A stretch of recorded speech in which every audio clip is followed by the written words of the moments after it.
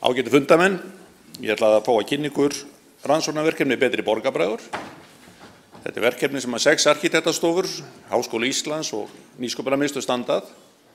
Við höfum fengið 3 ára öndvegistyrk frá Tækniþróunarsjóði og síðan að Vegagerðin og Íbúðalánasjóður einnig styrkt einstaka þætti verkefnisins.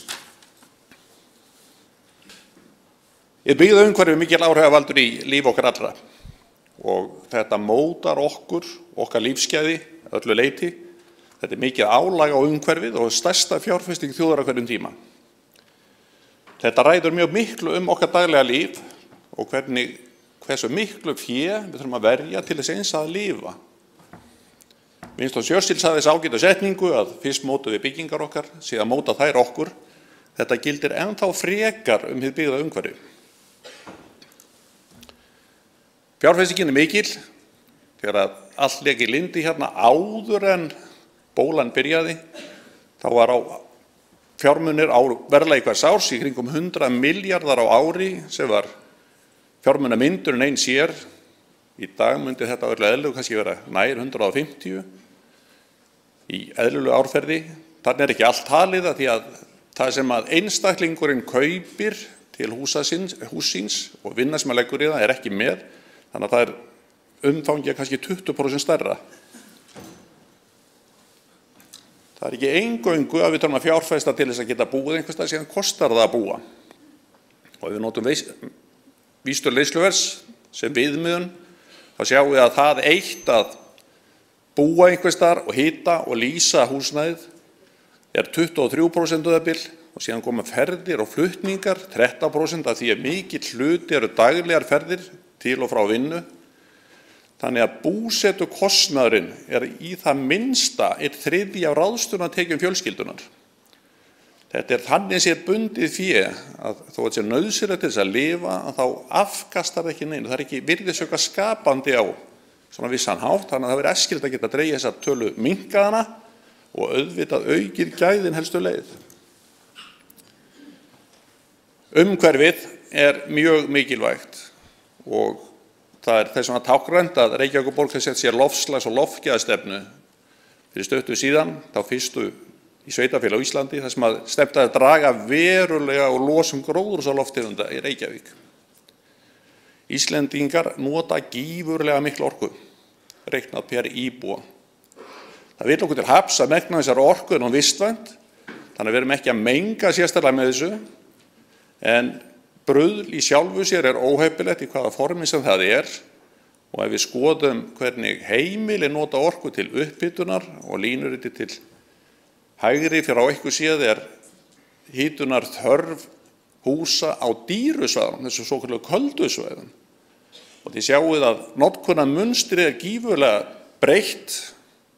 Það sumir sem standa sig ágætlega, erlendis var í viðmiðun að fara niður fyrir 60 kWh á rúmmetra og við höfum langt í land með það.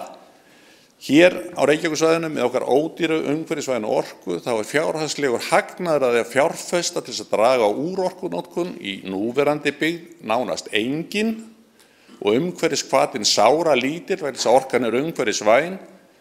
Þannig að það ekki miklu hægt að kosta til, en það hægt að minnka orkuþörfina eða orkunotkunna með upplýsingagjöf til almennings.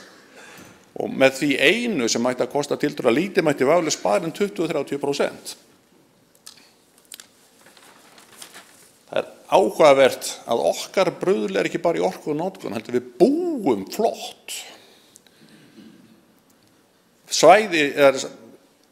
Fasteignirnar og umfang þeirra hefur vaxið gífurlega hratt á síðustu árum. Frá lokum seinna stríðs og fram til dagsins í dag, þá okkar rými per einstakling fjórfaldast. Vissulega var íslenska þjóðin þröng bíld fram yfir 1960 og það þurfti að bæta úr, en ekki komið nóg. Þurfum við allt þetta pláss. Í Reykjavík 2008 þá voru 66,7 fermetrar á íbúa. Í Finnlandi voru 38,6 og þeir kvarta ekkert sérstaklega. Einhvers þar á milli liggja síðan hinar þjóðirnar við áberandi hæst. Fjölskyldumynstrið hefur breyst og það hefur verið núna í áratug þróun sem í gangi lengur erlendis að fámennis fjölskyldum, 1 eða 2 í heimili, þeim fjölgar miklu hraðar heldur en öðrum tegundum fjölskyldna. Það eru minni heimili heldur en að við flest okkar ólust upp við. Og það sést líka í munstrinu þegar maður skoða hvernig íbúðarmarkaðurinn er samsettur. Við erum með stórar íbúðir, það er mjög lítið af litlum íbúðum. Þetta er kannski ein skýringin á því hvað við höfum mikið pláss per mann, að við fáum ekki neitt minna, við höfum ekki valkost í sjálfu sér. Ég ætla að segja ykkur dæmi ef við kæmumst nú að samkomulagi það að þjóðin í heild myndi minnka við sig íbúðarýmið 1 fermetra á mann. Þá myndi íbúðakostnaður íslensku þjóðarinnar lækka 4 milljarða á ári. Og lækkun orkunotkunar samsvara 6 megavatta virkjun. Ef við tölum sér 10 fermetra, þá verðum við að tala tölu sem jafnvel bankastarfsmenn verður bara hreyknir að.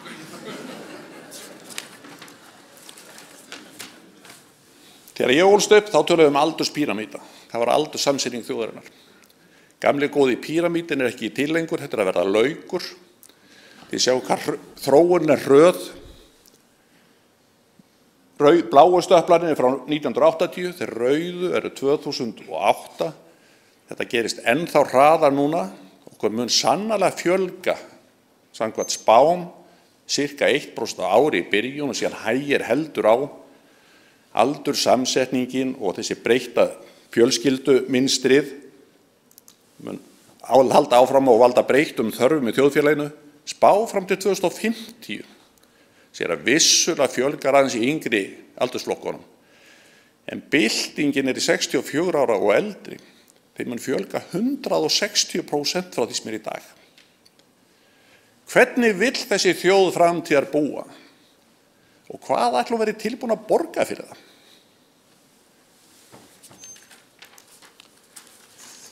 Nú, við þurfum að vinna og þá er Reykjavíkursvæði þetta stærsta þéttbýli okkar áhugavert.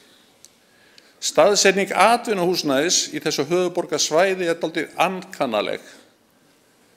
Þarna tiltölulega dökku fletinni til vinstri á myndinni fyrir ofan Miklubrautina sem við kannski þekkið. Þarna er 50% atvinnuhúsnæði á höfuðborgarsvæðinu.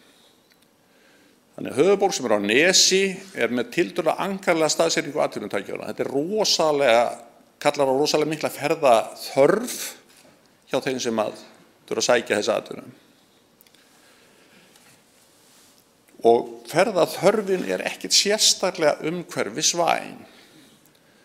Við erum bílaþjóð, einkabílsins.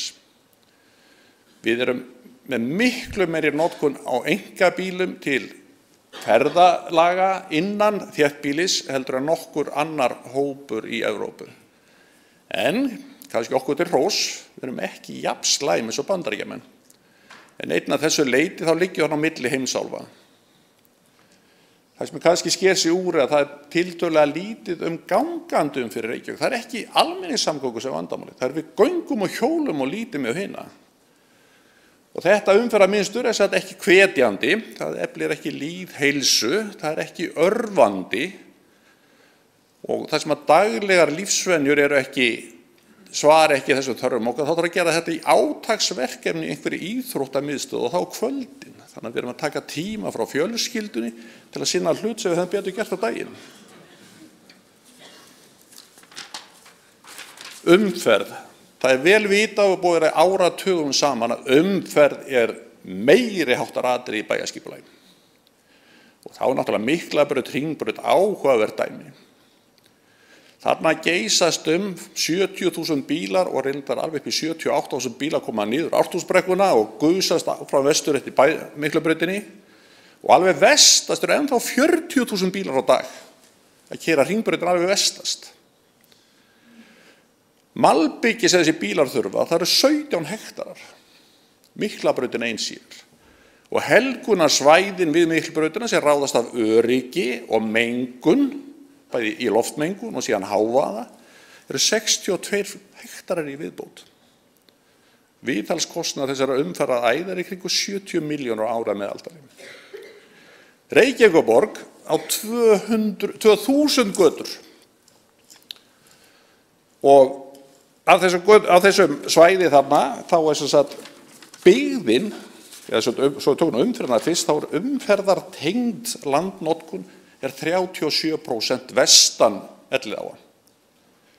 37% fara undir umferðartengda notkun og þá flugvallarsvæðið og Laugardalur talið með sem grænsvæði. Byggðin bara 30%.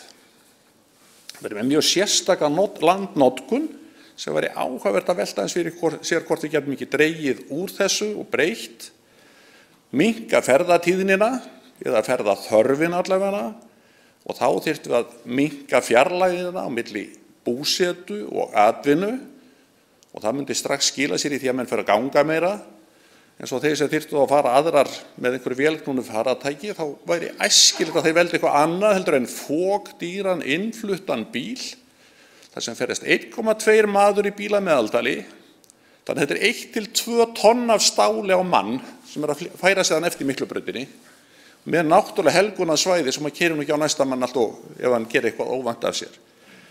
Það væri vissulega áhugavert að velta fyrir sér hvað innist ef við getum búið til nettari, léttari bíla sem að nota innlent eldsneyti þannig við þurfum ekki að flytja út fyrir þessum samsvarandi innflutningi.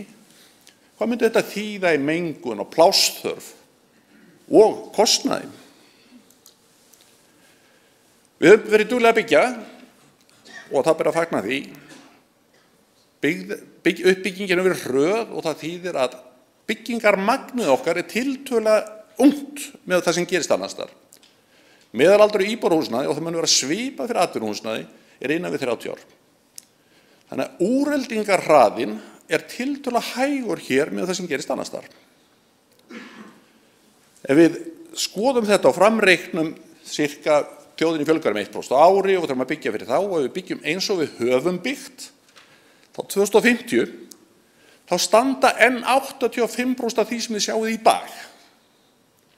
Og þau hús sem þá eftir 60–65% af heildinni sem þá heitir byggt umhverfi. Við höfum þarna svigrúm til þess að reyna að haga okkur betur í þessari viðbótar uppbyggingu og reyna að vinna að betri markmiðum varðandi lífsgæði og umhverfi. Við getum dregið úr búsetukostnaði, við getum aukið sjálfbærni í þéttbýli, en það þarf að byrja að hugsa fyrir þessu strax. Það ekki ráðnum í tíma sem tekið. Það er góð fyrir. Kæra þakki Björn og þegar ég heyri svona tölur og ótrúlega tölur þá kinka ég alltaf kolli og já þetta alveg rétt, þetta alveg ótrúlegt og svo var ég við tökur á heimildamyndinni minni Iceland Food Center sem verður frumsýnd páskana á Stöð 2 og fjallar fyrstu íslensku útrásina vorum í ráðherrabústaðnum við Tjarnargötu og þegar ég stóð þar í betri stofunni og svona virti fyrir mér umhverfið þá hugsaði ég ekki, hér getur verið 4 til 6 2 manna íbúðir heldur, hér vil ég búa, stórt og miðsvæðis. Við fáum annað erindi frá Nýsköpunarmiðstöð, hér Karl Friðriksson næstur.